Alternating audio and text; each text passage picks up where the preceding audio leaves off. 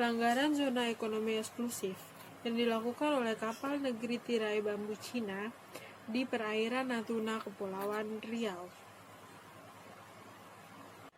Kementerian Luar Negeri RI menyatakan klaim historis Cina atas ZEE dengan alasan bahwa nelayan Cina lebih lama beraktivitas di perairan dimaksud bersifat unilateral, tidak pernah ada dasar hukumnya dan tidak pernah diakui oleh UNCLOS 1982. Indonesia juga menolak istilah relevant waters yang diklaim oleh Cina karena istilah ini tidak dikenal dan tidak sesuai dengan UNCLOS 1982.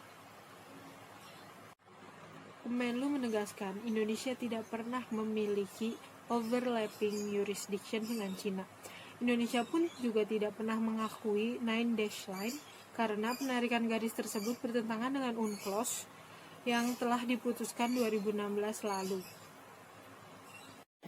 Nine Dash Line Cina adalah garis yang digambar di peta pemerintah Cina, di mana negara itu mengklaim wilayah Laut Cina Selatan dari Kepulauan Paracel hingga Kepulauan Spratly yang disengketakan dengan Filipina, Brunei, Malaysia, Taiwan, dan Vietnam. 4 poin sikap RI. Pertama, telah terjadi pelanggaran oleh kapal-kapal Tiongkok Cina di wilayah ZEE Indonesia.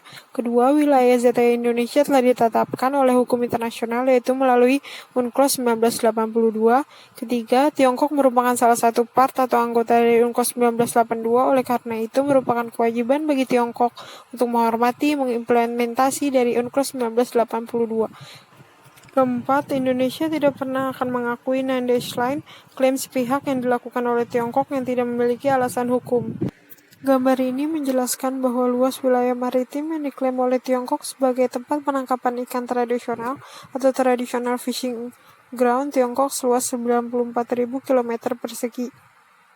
Hal ini didasarkan kepada 9 garis putus-putus atau Nine Dash Line yang oleh bangsa Indonesia jelas-jelas melanggar zona ekonomi eksklusif kita. Hal ini berdasarkan pengukuran 200 mil dari garis pantai Natuna. Wilayah maupun perluasan kepentingan.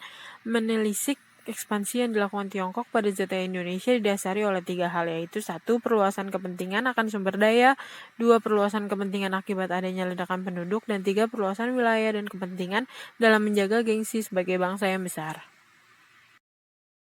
Salah satu upaya yang dilakukan oleh pemerintah Indonesia dalam rangka menurunkan level konflik adalah dengan kedatangan Menteri Koordinator Politik Hukum dan Keamanan dalam rangka melakukan perundingan terkait adanya insiden pengawalan oleh kapal Coast Guard Tiongkok di ZEE Indonesia.